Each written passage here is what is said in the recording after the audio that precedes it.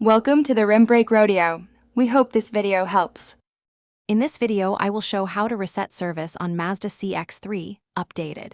Press the info button or use the center knob, scroll to settings, then maintenance.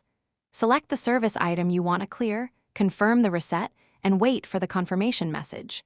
This process clears the service light and stores the reset in the vehicle computer. If the message does not clear, repeat the steps slowly and ensure the ignition is in the correct position. Begin by turning the ignition to the on position without starting the engine so electronics are active. Use the infotainment knob or touch controls to open settings, then choose Vehicle or Maintenance.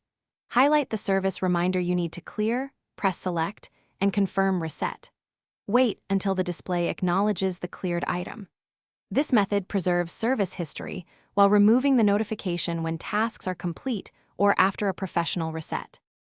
If you are finding this video helpful, please subscribe and like to support more quick car guides and tips.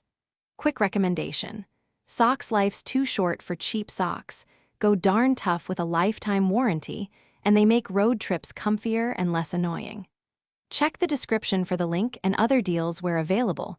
Grab a pair if you want, and now let's get back to the video.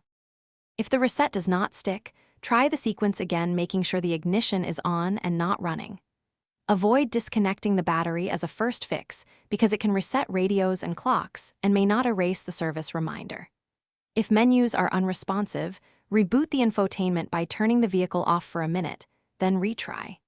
When in doubt, consult your owner manual or a dealer to prevent unintended resets or diagnostic issues. Thanks for watching.